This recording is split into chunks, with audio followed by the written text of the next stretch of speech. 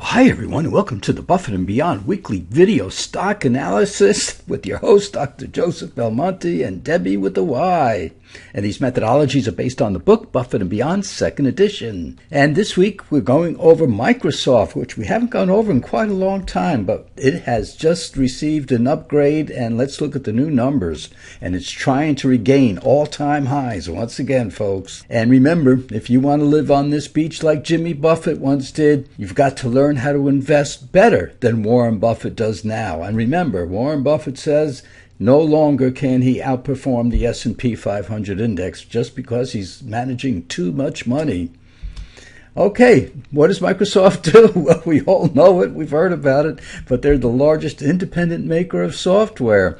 Develops, sells software products for a wide range of computing environments, consumer, enterprise markets, and the hardware products include the Xbox and the Surface laptops.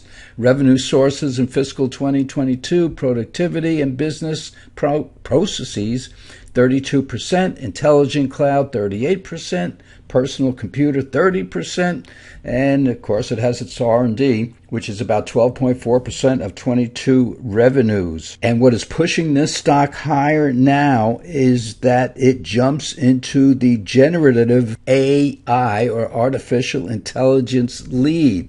Now, how you measure that exactly, I'm not sure, but that's what the news is this morning. That's why we're going over Microsoft today. So let's look at these numbers here. Now, the green vertical lines are the statistics of Microsoft, and the blue is the average stock out there in the S&P 500. So with the average stock and at 13.5% or 13%, somewhere in there, because it changes every day, 13% ROE, Microsoft has not only a 21, but this has just been raised to 21.57. So the clean surplus ROE is still increasing by a little bit. Now, the average stock has a net income growth of 13%, and Microsoft had 17.8%, which is great, which is now up to 18.8%. So it's grown a full percent. That's why the news on Microsoft has come out this past week. And the revenue, 7.1% for the average stock, and Microsoft is at 13.7, almost double the average stock out there. So when you look at these numbers, you know that it's at least a better than average stock.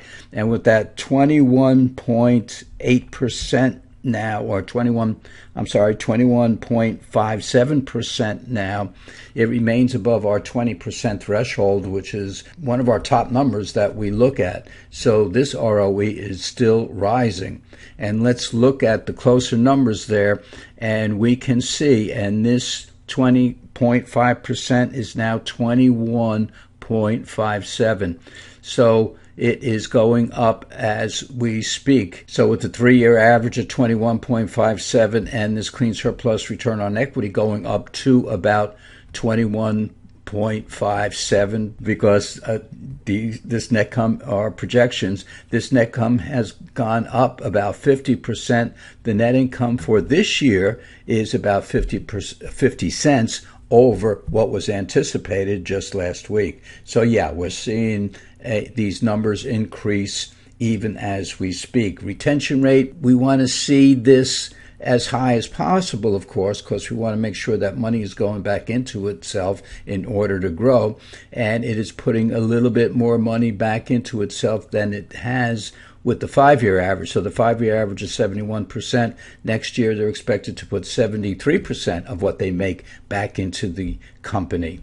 And of course, you have the net income growth here and the revenue growth. But really, which we went over in the last slide, what I want to show you is years to pay debt. Remember, this is Buffett's rule of thumb. He wants to see a company that can pay. If it takes all the money that a company's making and uses it to pay off debt, how long or how many years would it take to pay off debt? He wants to see 5 years or less. We want to see 3 years or less. This company can pay it off in a half a year, or a little bit more than a half a year. So for argument's sake, we could say it has just about no debt.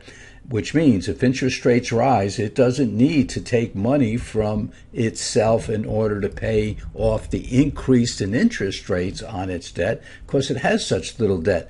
That means it can continue to put money back into itself in order to grow.